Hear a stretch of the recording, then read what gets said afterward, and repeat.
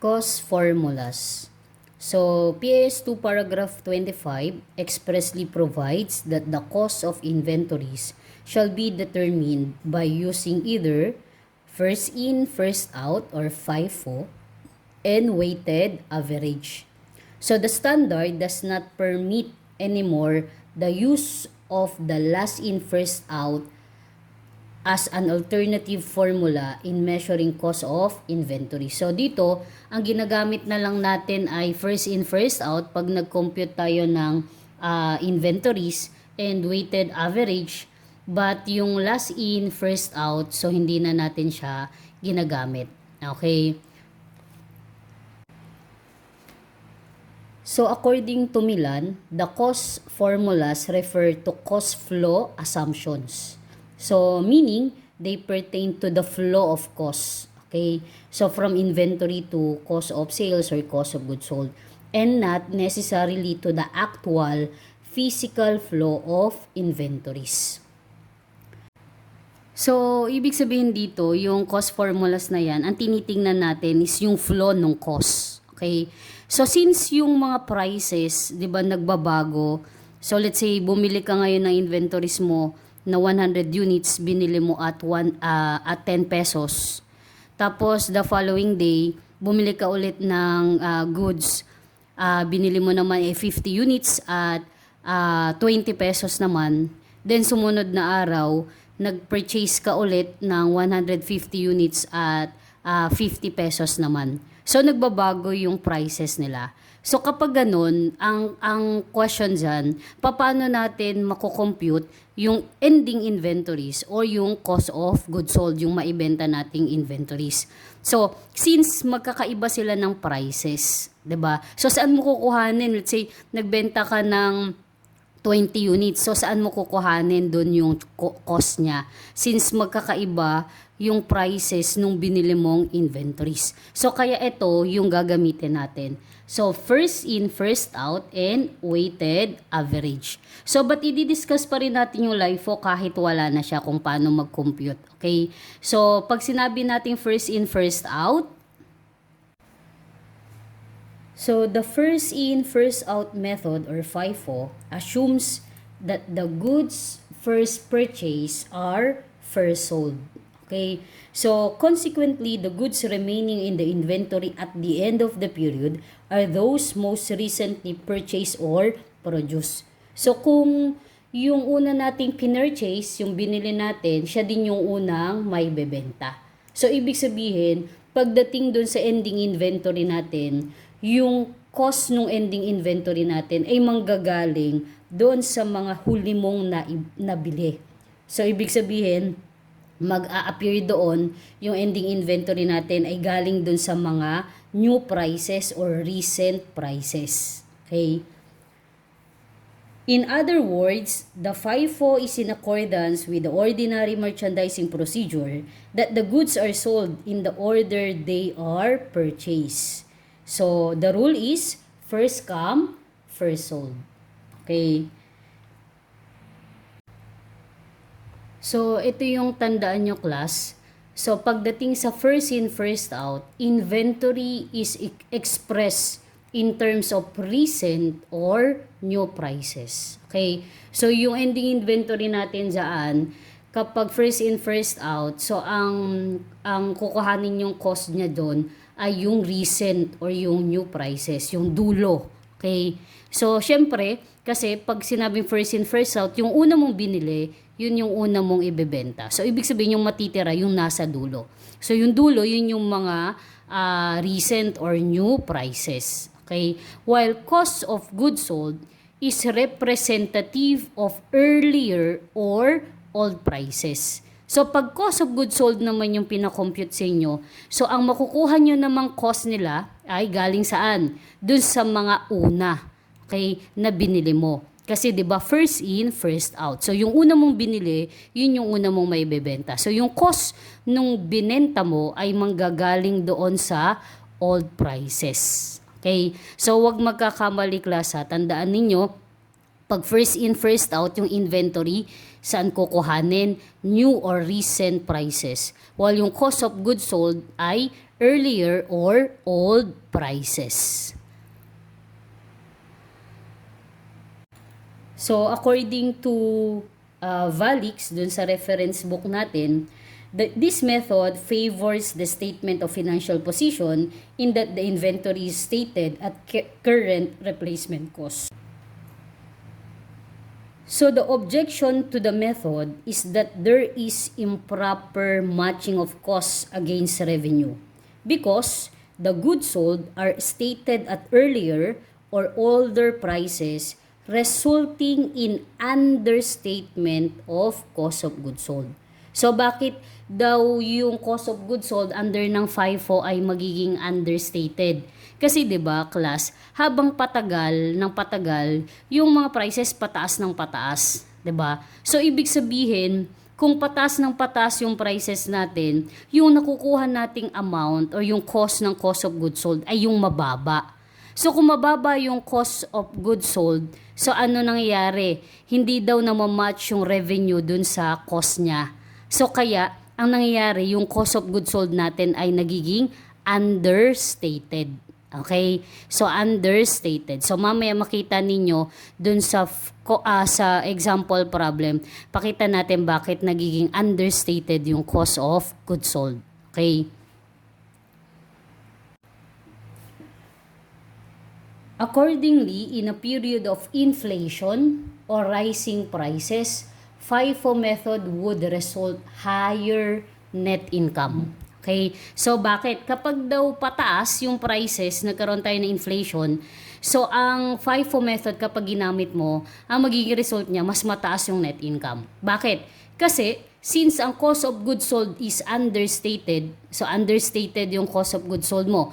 So, pag kinuha mo yung net income niya, mababa yung cost of goods sold. So, ano yung effect niya sa net income?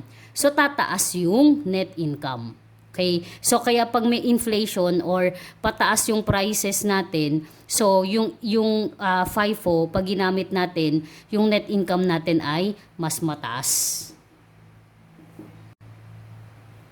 So, ito yun. Kapag yung cost of goods sold mo ay understated, so, ibig sabihin mababa.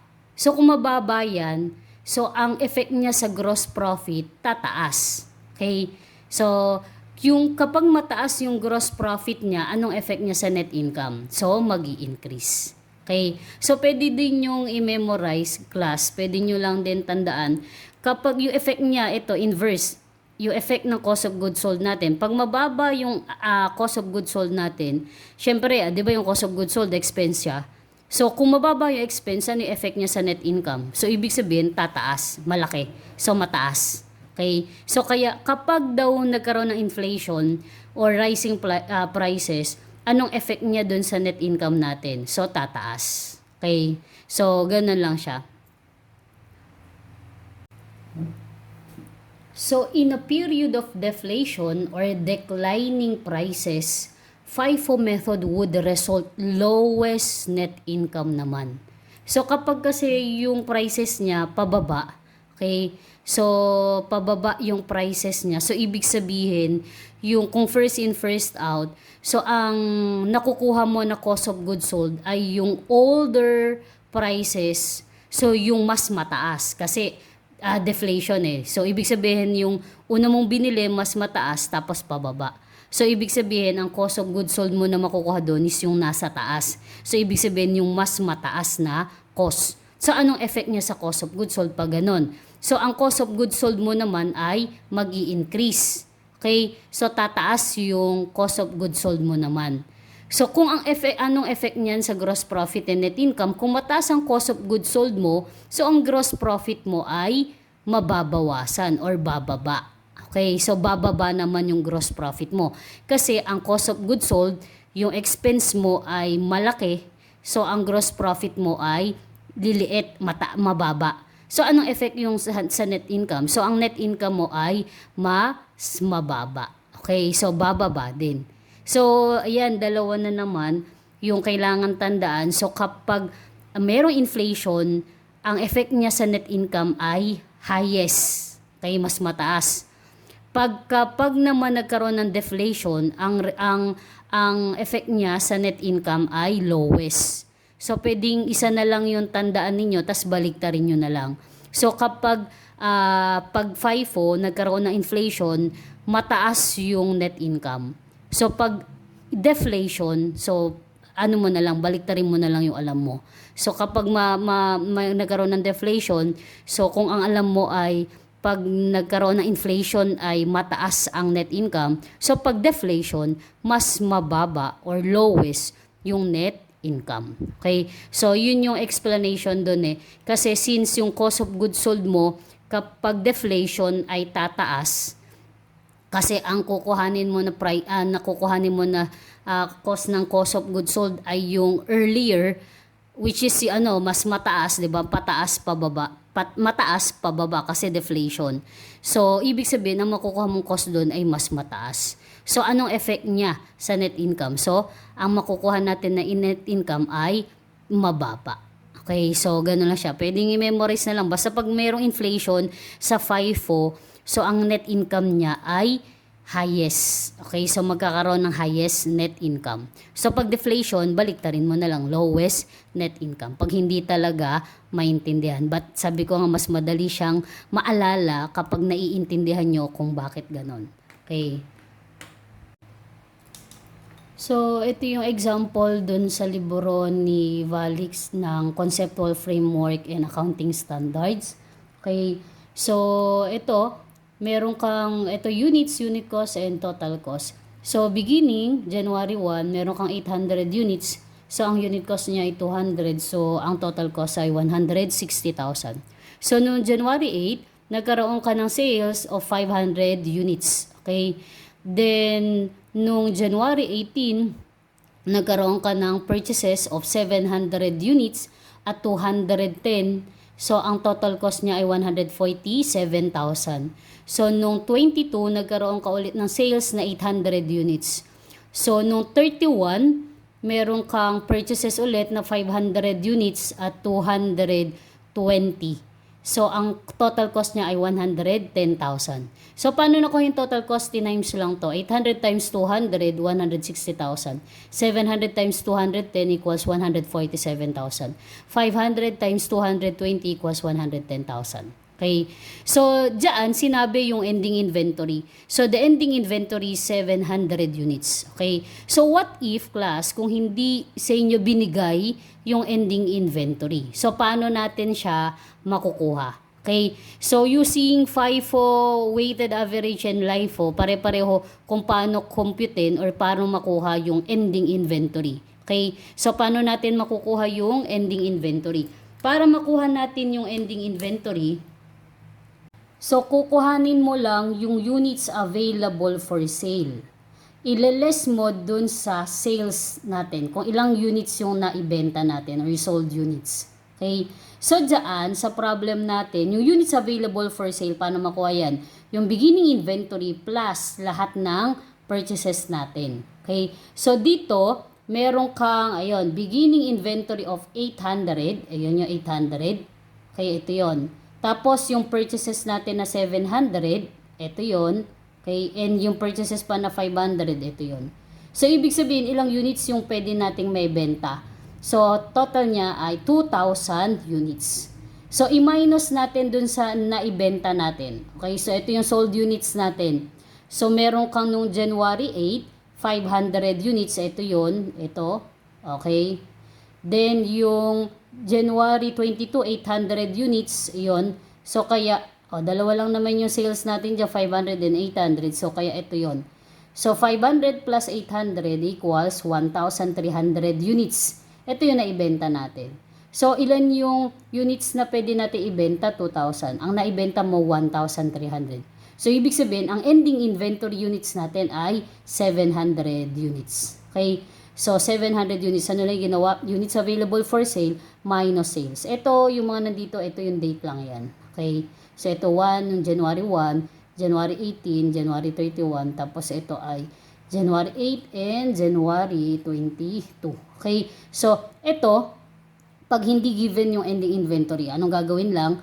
Units available for sale minus yung sold units lang natin, yung naibenta natin. Okay? So, if ever na hindi siya given. Ito, sa pag-compute ng ending inventory units natin, pare-pareho lang yan kahit first in, first out, LIFO, or weighted average. Okay? So, yan yun. So, dito, sa problem, given na yung 700 units.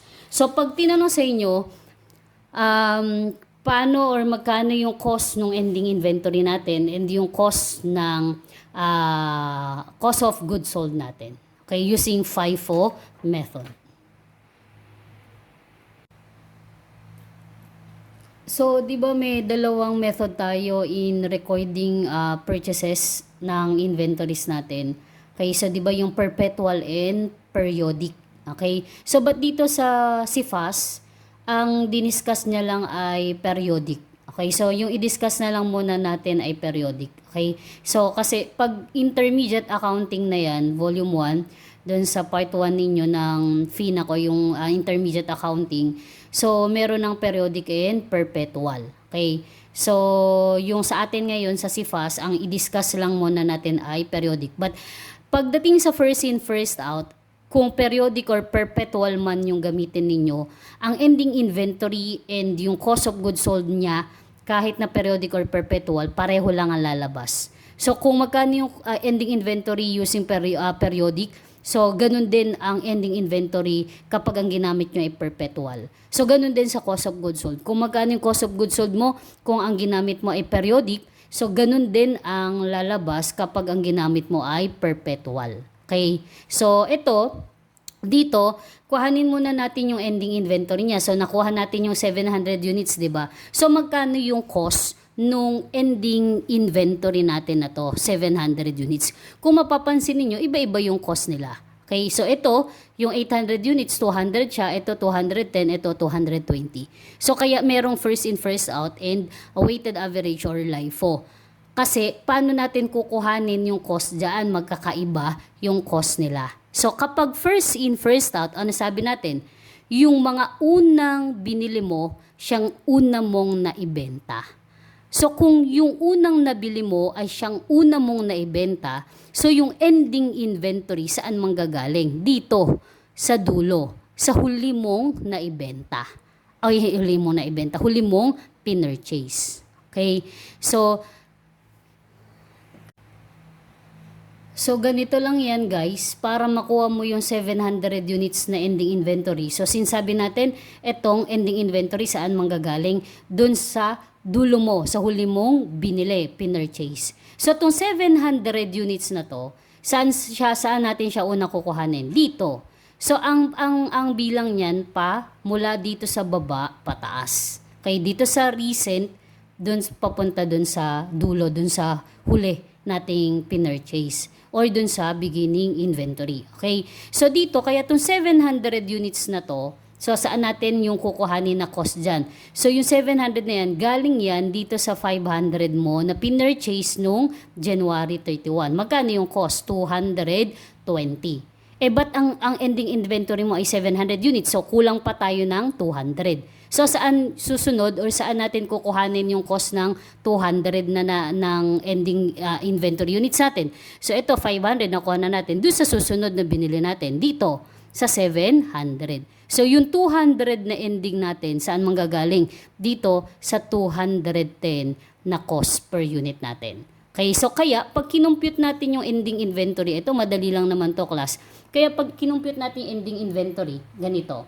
Okay, so yung 700, so 500, ito yon at 220, and 200 at 210. Ito yon. So kaya pag kinumpute yung ending inventory cost, using first in, first out ay 152,000.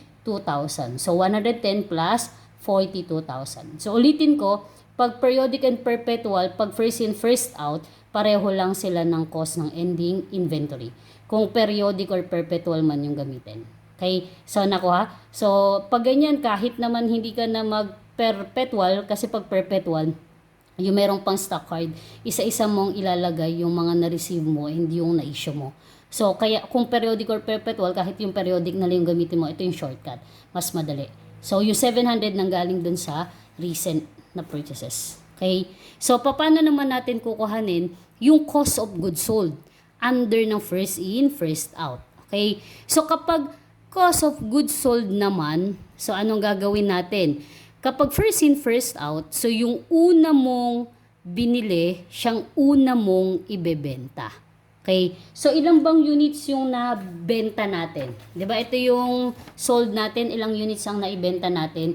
Ito, 'di ba? 1,300. Ito 'yon. 500 tsaka 800. So, itong 1,300 na to, saan natin kukuhanin yung cost niya? Okay? So, since first in, first out, so sa una natin siya kukuhanin. Dito, sa una mong binili. Okay? So, yun yung kasing una mong maibebenta. So, kung 1,300, saan natin kukuhanin yan? Dito sa 800, o kulang pa, 1,300 eh. So, ibig sabihin, kulang pa ng 500. Saan natin kukuhanin yung 500 pa na binenta natin? Saan natin kukuhanin yung cost? Dito. Kasi ito yung sumunod na purchases natin. So, 800 at 200 and 700 at and 500 at 210. So, yun yung shortcut ng cost of goods sold. So, ito yung shortcut ng cost of goods sold natin. So, kinuha lang natin yung cost nung 1,300 units na naibenta natin. So, since first in, first out, yung cost of goods sold na cost natin ay dito mo kukuhanin dun sa older prices. Okay, so ito, 800 at 200, ito yon. Then, 500 at 210. So, ito yon. So, ibig sabihin, ang cost of goods sold natin, pag shortcut, 265,000. Okay? Kasi yung long method, yun yung kapag nilagay na natin dun sa formula natin na beginning plus net purchases equals cost of goods available for sale minus ending inventory equals cost of goods sold. So, kung hindi naman kayo nire-require ng statement, so, pwedeng gamitin nyo na lang ay yung shortcut. Okay? So, kapag long method, ito yon. Okay? So, pag long method, ito yung formula natin. Okay? So, paano makukuha yung 265? Beginning inventory, 160. So, ito yon. Beginning inventory natin, 800 at 200 equals 160. Then, plus purchases. Ano yung purchases natin? 257. Saan makukuha yun? 700 at 210, 147. And 500 at 220 equals 110. So, ang purchases natin, total purchases natin, 147 plus 110,000 equals 257. Ito yon. Okay? So, pag kinuha natin yung beginning plus purchases equals cost of goods available for sale. So, ito yung 417,000. So, cost of goods available for sale, 417. Less ending inventory. Magkano ba yung ending inventory na natin na nakuha natin kanina? So, di ba ang ending inventory natin kanina ay 152. So, di ba ito yung ending inventory? 152. So, iless mo yung ending inventory, 152. So, ang cost of goods sold natin ay 265. So, pareho lang yan. Ito yung long method natin. Ito yung shortcut natin. Magkano makukuha din? 265. So, kung computation lang, kahit yung shortcut na lang para hindi na kayo matagalan. Kasi ang kukuhanin mo lang naman, yung unit sold, ilan yung naibenta natin. So, kukuhanin mo yung prices nung nandun sa unang na-purchase natin. So, from beginning, tapos sumunod na purchase, sumunod. Okay, so dito kasi pag long method, anong kailangan mo pang gawin dyan? Kailangan mo pang makuha yung ending inventory. Kasi ito, beginning and purchases natin, so given naman yan, di ba? So dito, pag ito, kukuhanin mo pa yung ending inventory. Eh kung nagkamali ka sa ending inventory, so panigurado, mali ka na sa cost of goods sold. Unlike na shortcut, di ba? Ito, kuhanin mo lang yung unit sold. So kuhanin mo lang yung nasa taas, yung mga unang prices. So, dito, 1,300, 800 times 200, tapos yung kulang pang 500, sa kuhanin mo doon sa 210. So, makukuha is 265. But, mas mainam na alam niyo yung long method and yung shortcut. Okay, so, hindi naman ganun kahirap siya tandaan. So, pwede niyong tandaan na yan. So, ganyan kapag first in, first out. Ulitin ko lang, periodic and perpetual, pareho lang ang lalabas. Okay?